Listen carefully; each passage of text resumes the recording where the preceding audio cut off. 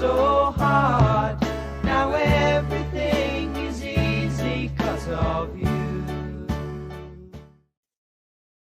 Ladies and gentlemen, welcome to Thoughts for Rent, Realtors Keeping It Real. I'm Max Zerflew, and this is my wife, Jenni McKenna. Jenni McKenna of McKenna Property Management fame, the queen of property management. I don't know about that. You are. You're my queen, and you're the queen of property management.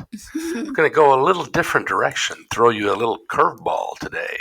So just so everybody knows, I have absolutely no idea what we're going to talk about today. She hates that. I do hate that. She has a little bit of a control issue, so we're going to just ask her some questions and start some topics. Oh my gosh. That I didn't know I was going to be on the hot seat. I don't know if you're on the hot seat. You just don't know what the topics are, but we're going to talk about a couple different things. I'm actually going to use notes. How do you feel about that? That's different.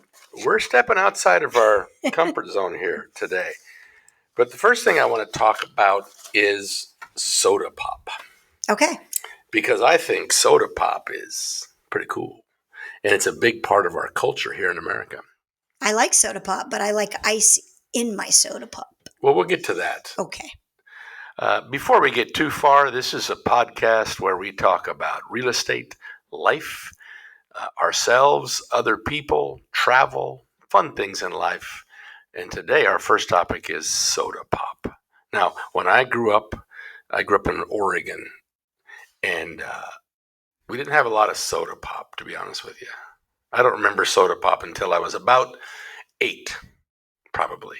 And just so everybody knows, he's almost 60 years That's not old. important in this conversation. So when I was 8 in Oregon, my parents, they were members at a place called the Pop Shop. Oh, wow, fun. I don't know if it was fun because you'd go there and they'd give you, they were all in the same size bottle and you get a case of them and they were like cola or they were like Sprite. Oh. So they weren't like the real deal. They were generic. So my first relationship with soda was like a generic soda. Interesting. How about you? What was your? I don't do anything generic. So well, so when you were a kid though, no. Coke, it was Coke, it was. It was. Thank goodness my mom is also a Coke lover, and I mean soda pop Coke lover. So we had real stuff. We did Diet Coke, regular Coke, Dr. Pepper. We're not a Pepsi family, but no, we didn't do like RC Cola or any knockoffs. We were like the real deal. How about Tab? Oh, no, Tab? No. That is, we do not bring Tab into our household. Why not? Because that's what a lot of the Utah people would do as a. It was cool. We drank Tab after we did not. After we were done with the bottle shop, we break into Tab and Pepsi Light. Yeah, not our family. Do you remember Pepsi Light? I do. Pepsi Light's song was, we put a little lemony taste in and took out half the calories. Oh my gosh, it's kind of a cool It was a cool slogan. jingle. Yeah. But my true love is what, Jennifer? Dr. Pepper. Dr. Pepper. Yep. What is it? 3 o'clock? 6 o'clock? 10, 3, and 6 or something like that. Yeah. You're supposed to have a Dr. Pepper like every 3 hours. Do you know what the oldest soda pop in America is? Wow. I'm gonna say Dr. Pepper. It is Dr. Pepper. Okay, there you go. There's a great Paul Harvey broadcast where he tells the story of Dr. Pepper. Yeah. There was a young man who was living in a city, and he worked in a what was called like a pharmacy, but they also had like a fountain bar. Mm-hmm.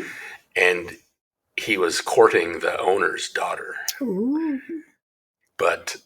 And he really loved her, true love. And he was going to ask her to marry him. He had big plans for her. But one night, the girl's father approached him and said, I don't want you to date my daughter. Oh, wow. I have higher expectations for her. She should marry a doctor, a lawyer, somebody professional, not someone like you. Wow.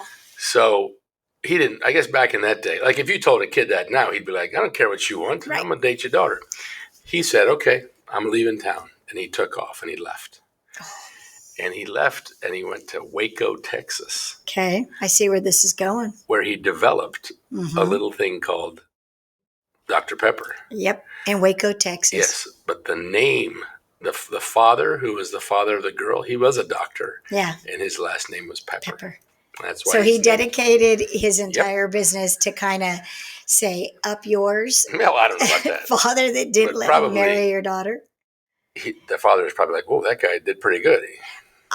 Yes, but I still think he did Dr. Pepper to say, up yours, No, Father, probably. who didn't think I Sure. was good enough for your daughter. Okay, you go to a restaurant, Jenny, and you order a Diet Coke, Yes.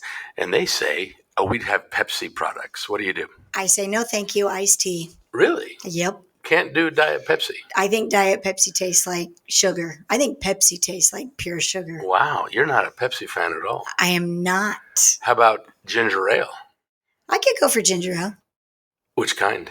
Canadian. Isn't Canada it? Dry? Yeah, Canada Dry. Not sorry. Schweppes? I think either one's.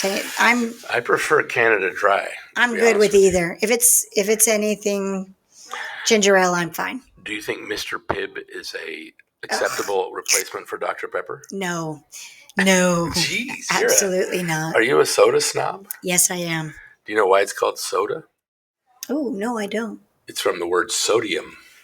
Oh, interesting. I'm sure there's more information than that, but that's all I know. It's funny because when I say to clients and friends, I want to order a soda pop, they make fun of me because I guess soda pop is kind of an Eastern, like on the East Coast side, everybody calls it soda pop, but we don't. We call it.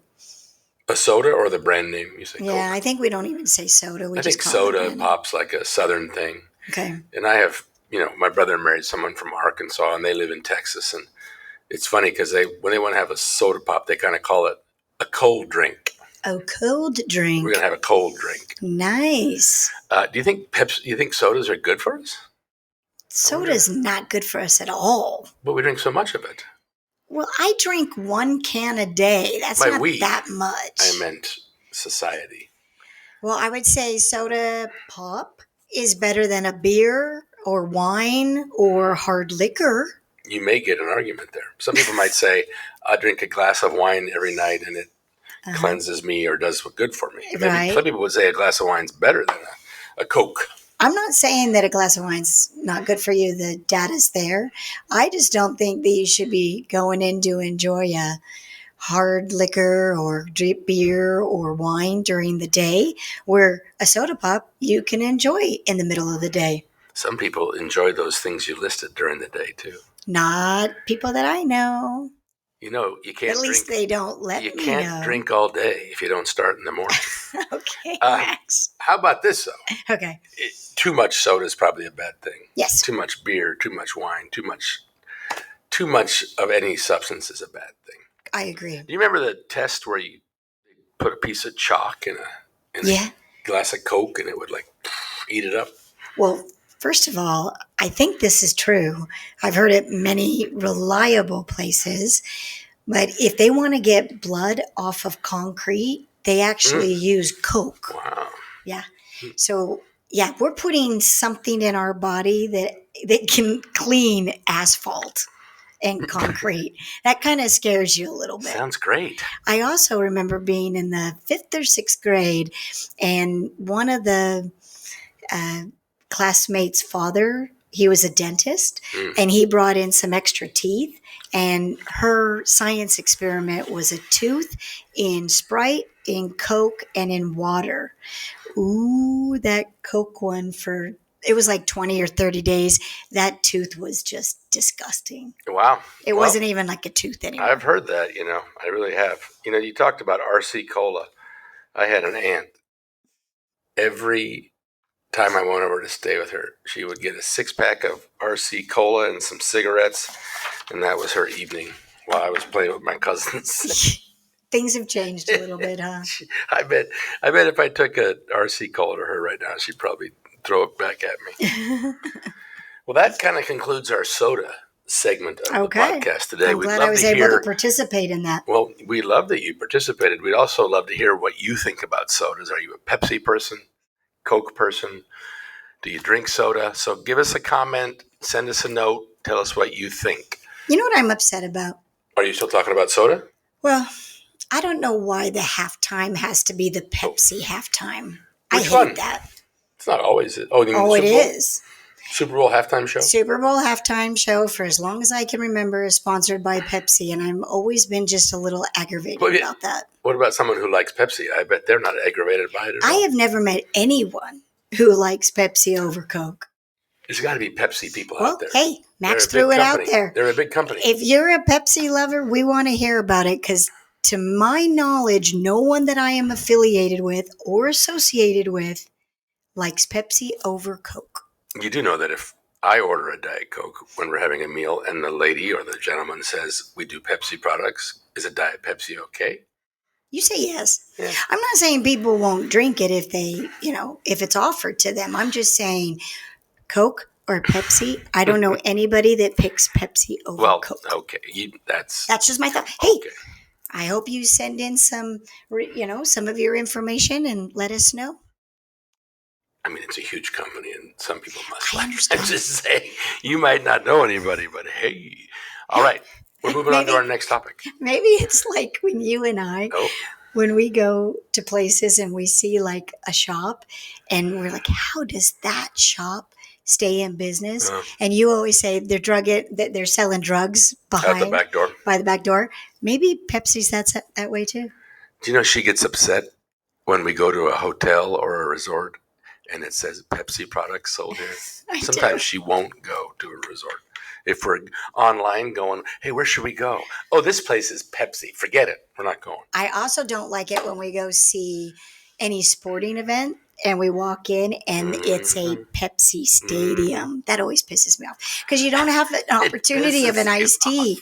You don't have any other choice. You have to go with like Sprite, Pepsi's which isn't version. Sprite. Yeah, Pepsi's version of Sprite.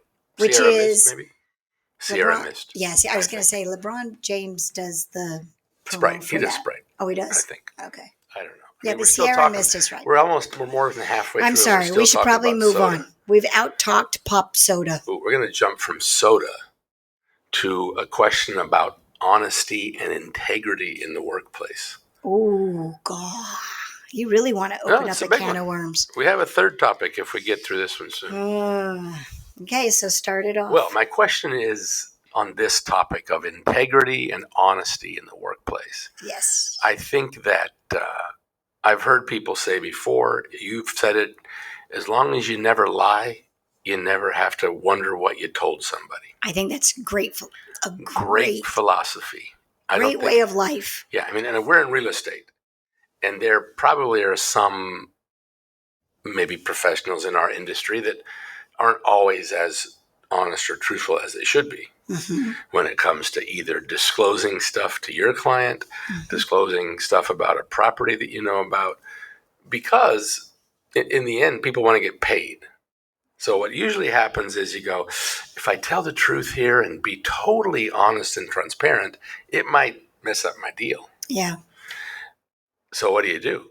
I like to take the approach of just tell everybody everything, let it all out there, so you're not going to later on wonder if you're, going to get in trouble or you weren't, honest. I think the bottom line is you sleep better when you tell the truth. Period. That's true. And if you lose a deal, you lose a client, you lose a friendship, whatever. I think that at the end of the day, you're going to sleep better knowing that you were honest. Now, I do want to put a caveat in there. Yes. Caveat alert. Yes.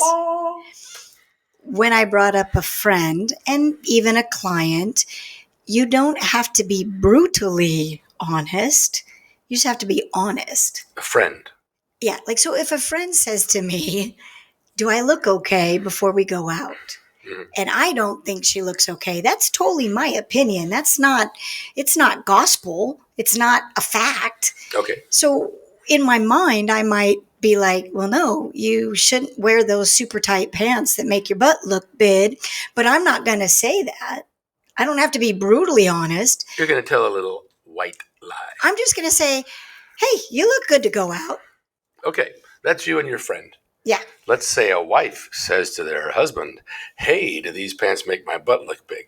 What does the wife want to hear? Can the husband dare to be honest if he thinks it makes her butt look big? By the way, your butt never looks too big. Perfect butt. Um, What does a wife want? I don't think we want the honesty. You don't? I don't. Oh, my God. Because this is the thing. You've gotten ready. You've already put it in your brain what you're going to be wearing wherever you're going. Really what you want is you just want your husband to make you feel Oh, better. you look great. Yeah. You look great, babe. Even though I might know that he's telling a little white lie, it just sets the mood. Because if you were to say, well, your butt looks good, I'm probably not going to go change my clothes. Or if I do go change my What if I clothes, said your butt looks big? I might go change my clothes, which then means I'm really pissed off. I'm late. I'm not feeling like what I thought I was going to do. So I would say stay away. But if the wife expects the husband to just say, oh, you look great. Now when the husband says that, sometimes it's, oh, you didn't even look, or oh, are you sure? You know in Princess and the Bride when the guy poisons the one drink and he says, now you don't know if I switched or you switched. It creates a bit of an issue. I think that as a husband, you should just know to always compliment your wife. Period. I think it's part of your marriage. End of story. It's part of your marriage duty. This segment was brought to you by Diet Coke. But I will say that when you're talking to, at least for me, when I talk to my clients who are owners of property and they say something like, I think this green wall looks really good. What do you think, Jenny? Mm-hmm. I avoid the what do I think? Mm-hmm. I go directly to, well, I can show to you that a property that is neutral in color is going to rent faster than something that has multiple color walls. So I'm, again, not going to give them the honest truth of my opinion.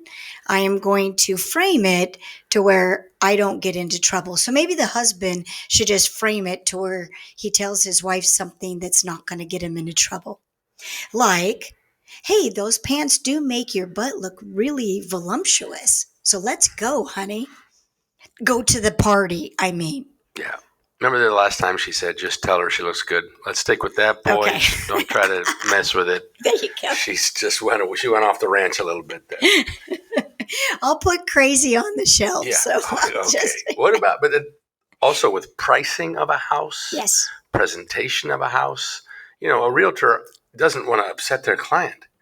But I like to say this, if I'm talking to a client, I'm acting like I'm talking to my brother. Because I would tell him the honest truth and I'd say, your house does not present well. And if you don't fix it up, it's not going to sell for more than this. You're going to have a hard time getting showings. I even like to tell people, is it okay if I talk to you as if you're my brother or my mom? Okay, that's a great way to set that up. I think if you didn't set it up with that, you could sound a little too harsh. You might turn somebody off. Let's jump over to the workplace, like an office, like your company. Yeah. Do you think that honesty and integrity rule the day in your office? Maybe not. Let's not narrow it down to your office. But do you think workers, staff, employees are pretty apt to bend the truth if it's going to make them look a little bit better? Yes, and that's frustrating. But I also understand why they do it, because I do have team members that are very blunt, very honest. They'll tell you exactly what their opinion is or what they did when you ask them. And in doing so, they have rubbed other team members the wrong way. Mm-hmm. So it's a tricky tightrope, because I don't want to be lied to, but I just think that sometimes you can really even turn me off when we're in a conversation if you're being completely blunt and not taking feelings and emotions into consideration. Yeah. I mean, I think I agree with that, but I'm also thinking about task-related items. I think if you tell somebody, this is what I want you to do, and then you see it hasn't gotten done yet, and then you say, hey, did that get done? And they say, yes. And then they quick do it. I know. I hate that. I hate that.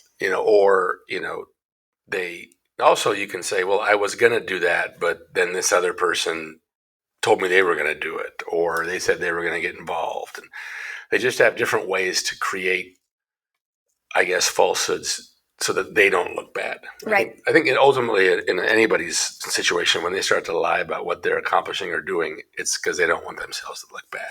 Yeah, I agree. I think it's survival. You want to always be important. You want the person that's speaking to you to feel like, they're worthy, that you're worthy to them, and so they decide to go falsehoods. Now, your children. Oh my gosh. Everything As that you were comes out of saying, their mouth is false. Not everything. No, seriously. As you were saying that about wanting them to be seen in a good light, I thought about children. Yes. I think if there's a parent out there who has children, they have to assume they're being lied to. I would say that from the age of 11 all the way until they move out of your home, anything that if the lips are moving, you can anticipate 90% of it is not true. So lips are moving. Yeah. That's sad state of affairs. Well, I think it comes right down to they don't want the parents to think less of them. They want to have their parents feel proud. They might have said they were going to take out the garbage and then they honestly forgot. They don't want the repercussions. So they try and lie or, as you said, have falsehoods about it. It's kind of the way of life. And it sort of sucks because that way of life goes right into the business world. And if there's a magic potion, procedure, something, it would be great to know. It would be great to know. What I find interesting about parents, because we are parents. Yes. By the way, did you know that? But we're empty nesters, which is nice. Right. But when we found out our children were lying to us, we were appalled. How could they possibly not be totally honest with us? Because I feel like hang on there, bud. What people forget is they were youth once too. And so even me, I'm like, how could you lie to me? And I go, well, crap, I lied to my parents left and right. Hate when you say that. But is it true? I hate it. Is it true? First of all, is it true? It's two different compartments. You're growing up, you're experiencing things, you do what you do. Stop comparing that to being a parent. When you're a parent, you better buck up and do it right. You said everybody. If your children from 11 to when they move out, everybody. Is that just this current generation? I think you can stop the comment to your kids that say, oh, I remember when I lied to my parents. No, those are fun. Those are fun. Don't share too much. As a parent, don't share all your growing up tales. Well, I think we can sum up honesty by it's a good thing in business and in a relationship. The more honest you can be, the better. My mother is a good example of that. She will hold back nothing. And sometimes you go, oh my gosh, I can't believe you said that. But then you go, well, the truth will set you free. The truth will set you free. Do you know what else I want to share with everyone? Can get you in trouble too sometimes. Go ahead. I think that, yes, you should always tell the truth. Yes, you should have integrity. It should be top of your character list. I also think that by being a skilled communicator, you can the truth. By being a skilled communicator, be on the edge of the rink of truth. You can tell the truth without hurting people's feelings. Oh, sure. Because honestly, I think that's why people lie or tell falsehoods anyways. So get to the root of it. Be a better communicator. True that. Don't want to hurt people's feelings. There you go. That's a good call, Jenny. Thank you. That's why we keep her around, folks. The hostess with the mostest. And I'll drink a little Diet Coke my Dr. since Pepper. It's not Pepsi. That's why we keep her around for this podcast. Realtors Keeping It Real. Thoughts for Rent. We are glad you joined us. We didn't have time for our third topic, so maybe we'll address that later. Have a Coke. Have a Dr. Pepper. Don't have a Pepsi. And be honest, tell the truth, and you will have a great life. If you enjoyed this segment and you think somebody would laugh along with it, feel free to subscribe or share. We love to grow our listening database. We do. Now, this is when Jenny leans forward to stop the recording. We're highly technical here at Thoughts for Rent. Have a great day. Oh, there you go. Sound good? Okay, good. I'll pass over to Ireland. Here you go, Ken. Thanks, Pops.